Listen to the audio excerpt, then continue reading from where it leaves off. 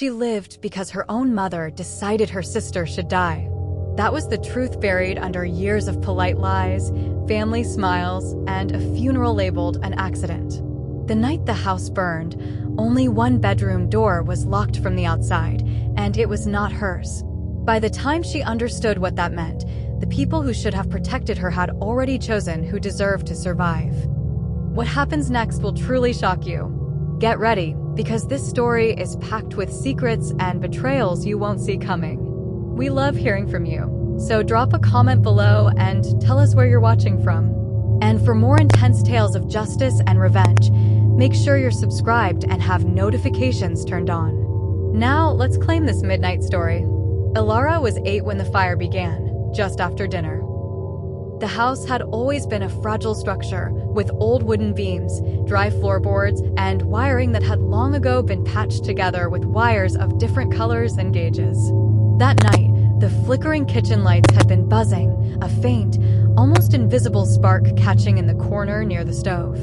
Mara had been sitting on the couch, sketching in her notebook, when the flame from a loose electrical wire kissed the edge of a stray curtain. The fabric caught immediately, spreading a hungry orange glow up the walls.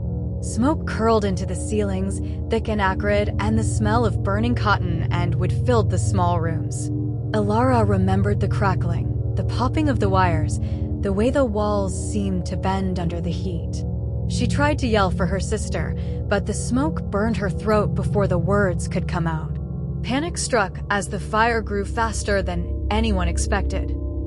Their mother, Ruth, appeared at the top of the hallway, shouting, her voice clear but strangely calm in the chaos. "Elara, come on." "Now," she called.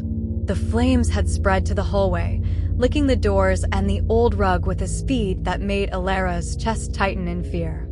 She ran toward Ruth, coughing, clawing at her way through the smoke. The heat pressed against her skin, each step heavier than the last. Behind her, the flames roared through Mara's room, and Elara remembered banging on the door, twisting the handle again and again until her knuckles were raw. The metal wouldn't turn. The door wouldn't open. She screamed her sister's name, but no one answered. Her mother did not come back. Ruth grabbed Elara and dragged her through the smoke-filled hallway, down the steps, and out into the yard where neighbors were already gathering, their faces pale in the orange glow of the fire. They threw blankets over her shoulders, screaming instructions, while others tried in vain to open the doors and smash the windows. Somewhere inside, Mara's voice called faintly, a cry lost beneath the roar of the fire. Elara tried to reach back, tried to pull herself toward her sister, but Ruth held her tight, her eyes wide and focused on one goal, getting Elara out alive. Outside, Elara collapsed to the ground, coughing, her throat burning, lungs screaming for air. She glanced back at the house and saw Mara's bedroom engulfed, the door locked from the outside, flame and smoke spilling like a dark wave. Neighbors tried breaking in, but the fire had grown too fast. By the time the firefighters arrived, racing with hoses and axes, the room had collapsed inward, the heat too intense for anyone to enter safely. Mara was gone. The aftermath was chaos softened into a performance of grief. Neighbors spoke in hushed tones of the terrible accident, of the unfortunate wiring and the dry curtains that had caught fire. Ruth's face was pale but controlled, a mask of sorrow that everyone accepted. Inside, Elara's mind was a storm of confusion and terror. She remembered the locked door, the flames, the helpless look on Mara's face before the smoke swallowed her. But no one would speak of that, not to her, not in public. The fire department ruled it an accident, a tragic mishap of poor wiring and flammable interiors. Insurance paid, the house was rebuilt, but Mara's absence left a space that could never be filled. Elara carried it everywhere, in her chest, in her sleep, in the silent corners of the house. For years after, the family performed normalcy like an art form. Ruth became softer in public, the kin. The kind of mother people praised for her strength, but at home, her eyes were calculating, cold.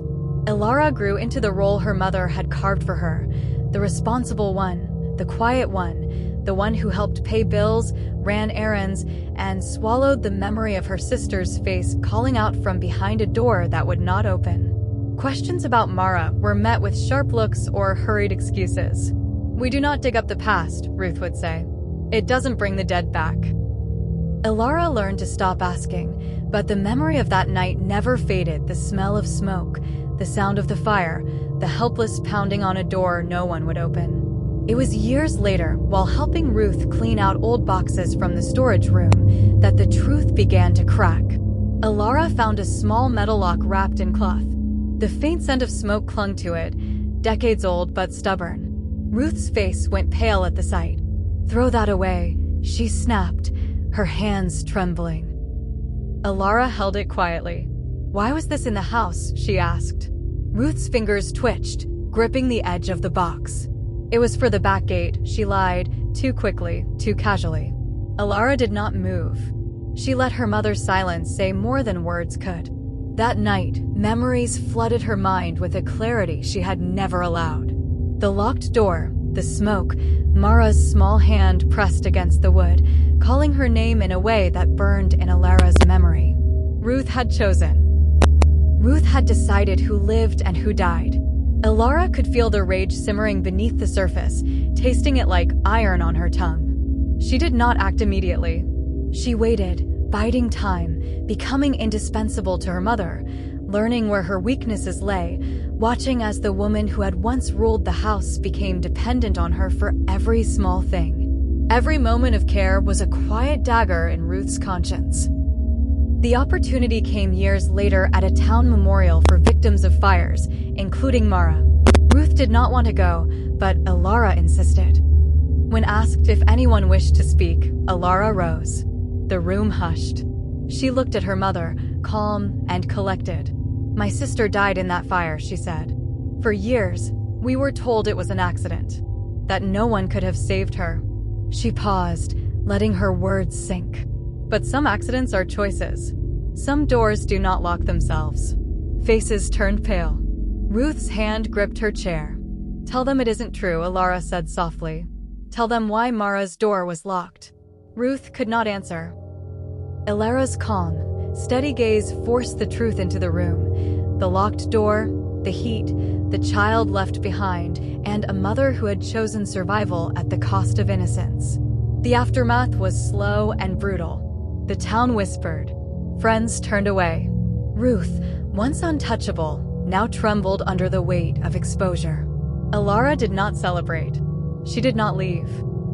She became the living memory of what had been done, caring for Ruth while letting the world see the consequences of the choices her mother had made. Every act of kindness from Elara became a mirror Ruth could not escape. "You're all I have," Ruth whispered one night. Elara simply said, "Now you know how Mara felt." Ruth covered her face and sobbed. Elara did not move. Years later, when people in town spoke of the fire, they no longer called it an accident. They spoke of a woman who chose and a daughter who made that choice visible. Elara never told the story again. She did not need to. She lived with her mother until the end, a living reminder of what had been done and what could never be undone. Her revenge was not death or disappearance. It was the slow, inescapable weight of truth, carried every day by the woman who had once decided which child was worth saving. If you enjoyed the story, please don't forget to like and subscribe.